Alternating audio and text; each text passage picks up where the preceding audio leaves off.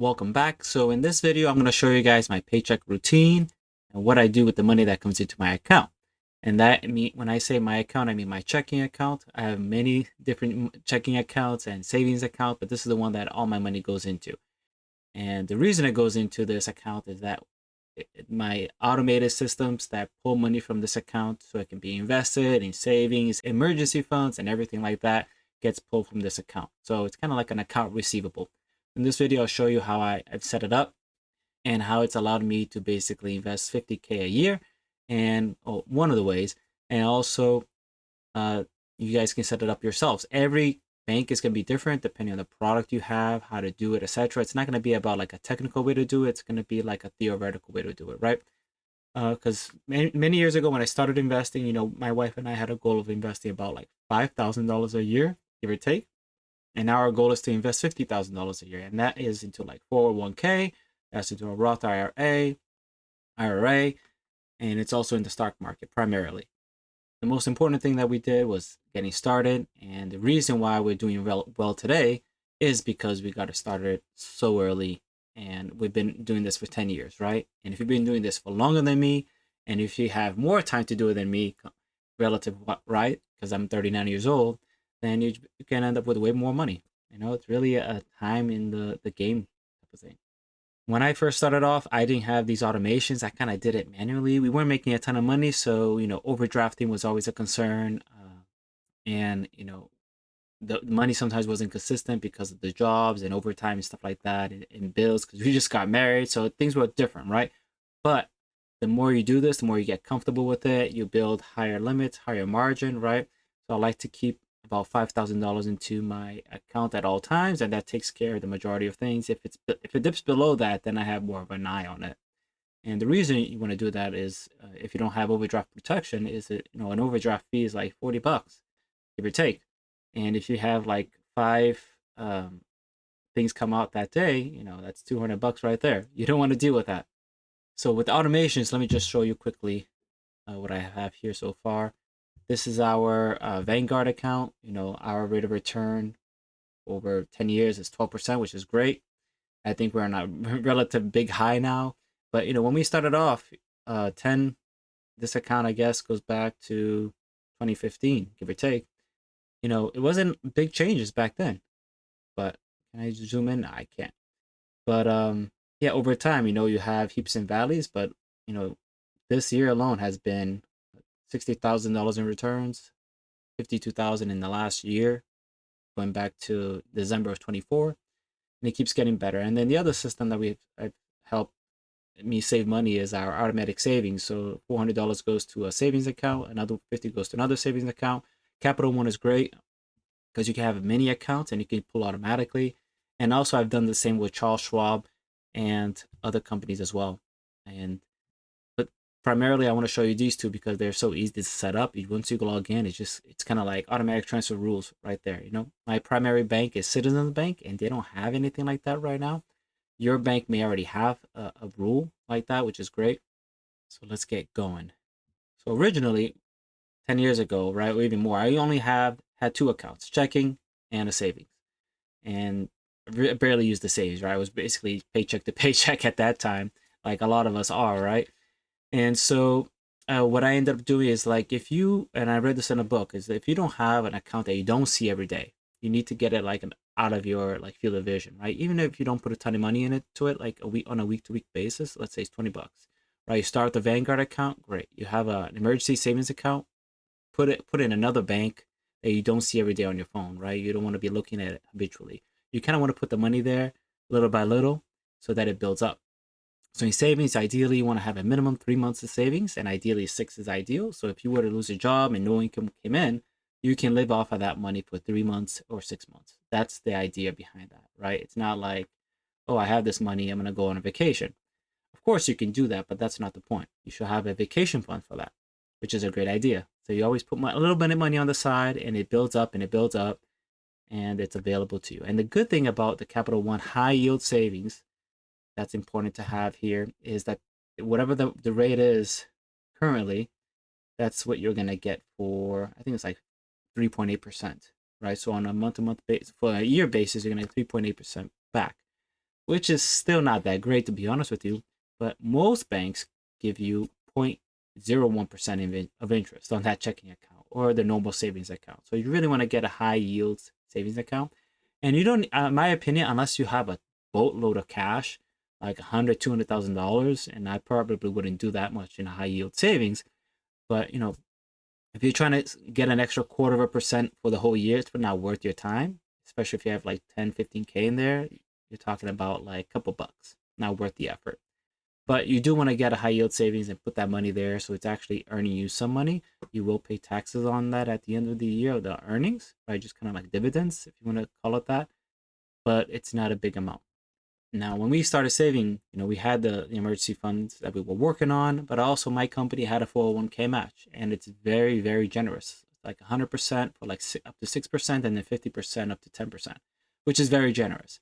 And all that means to me is if I put $1 in, they will match me $1. So in my mind, they basically gave me free money.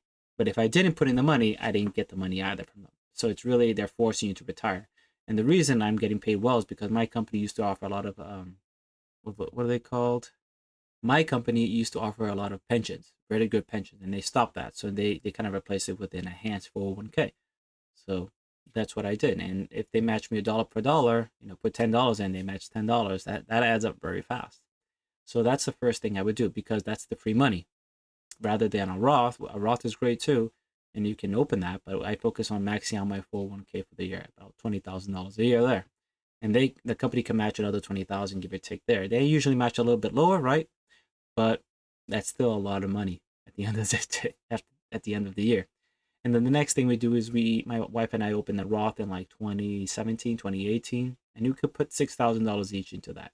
The thing with Roth is you need to be earning money, right? So if you put 6K in there, you got to earn at least 6,000, which of course you are at that point. But that's the upper limit with that account. There are backdoor Roths and things like that you can do, transfer from regular 401k to that, and there's no limits there. If I believe, I would definitely Google that, but I haven't done that myself. I just max out the Roth IRA every year, along with my wife, so we get the max there. Even if you file jointly with your partner and your wife doesn't work, or vice versa, the husband doesn't work, then you can still put money because you file taxes together. I believe you can put the money in the Roth there as well.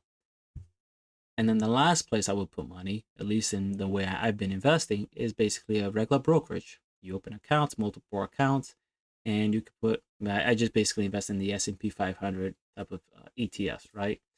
And the reason I do that is just because it's just hassle free, 8 to 12%. As you saw, 12% over the lifetime of my investing at Vanguard alone. I'm very happy with that. Very basically zero work, right? And I've tried the value investing before, the companies that I thought at the time, or didn't have patience to hold on at the time. I lost money there, I got money there, but basically it was a wash. But the minute I started investing in S&P 500 tickers, VOO, VTI, SPY, and there's other ones as well, State Street, it's just an easy way to get a return there. I use two brokerages. I use Vanguard and I use Charles Schwab. Those are easy to use. They have margins, they have options, they have all of that stuff if you wanted to do it. I think Vanguard is even a little bit easier, but there are limitations to the automatic investing with Charles Schwab. You actually need to buy it manually, which is a pain. You can buy the mutual funds they offer, and that's automatic, but the ETFs you still need to buy manually. So as long as you're transferring money in there, maybe schedule it on your phone, once a month to go in and buy something. So your dollar cost averaging on the month-to-month basis. It just depends on how you want to do it. Now, this system for the most part is almost fully automated, right? The 401k is automated, the IRA is automated, the Roth IRA is automated, the brokerage, the transfer of money is automated, the savings is automated, the mortgage and stuff like that pulls from that account as well. So all of these things are pretty much hands off, right? As long as I kind of maintain that $5,000 and I log in once a week or something, just make sure that the funds are there, then everything else is going to work fine. Now, if it goes below that, then it's time to transfer money in from savings or something. Maybe something came out kind of extra, these car payments and insurance that comes off of it like every 6 months, can throw things off a little bit. But as long as I maintain that 5,000, I know I'm good. That number is different for everybody. So just be aware of your funds. So just to review, Emergency funds is the first account that I will build out before anything else. You just want to, you never know what's going to happen, right? 3 to 6 months there. And then the next thing, and then make sure that it goes into high yield savings. So that way you get at least like 3.5 to 4% right now in December 2025 rates. After that, I would try to put money towards a 401k, maximize that as much as you can, especially try to maximize the amount of money that your company may match you. That's basically free money, right? And then I would work on the Roth IRA because it's after tax money, but it grows tax free. $6,000. I think a lot of people can hit that pretty easily. And then the last step that I would put your money towards is the brokerage, right? And you can open that at any of these brokerages right there, Vanguard, Charles Schwab. And the goal really is to maximize the amount of money you earn and try to put as much money up into the bucket as fast as possible, and also be aware of like how you live, right?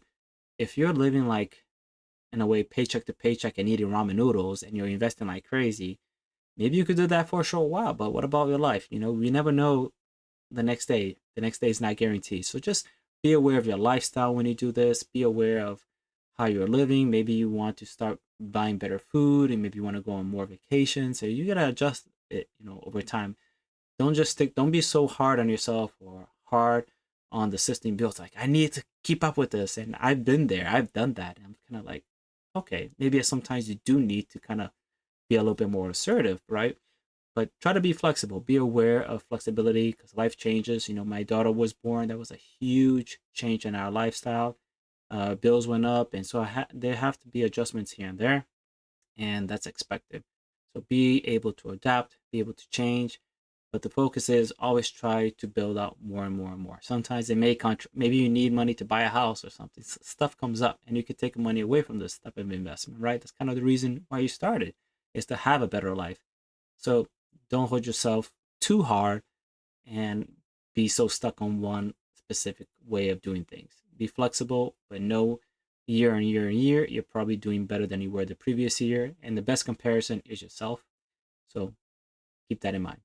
If you guys like the video, subscribe to the content, comment below what you think. If you have any questions or any comments, be more than happy to share that.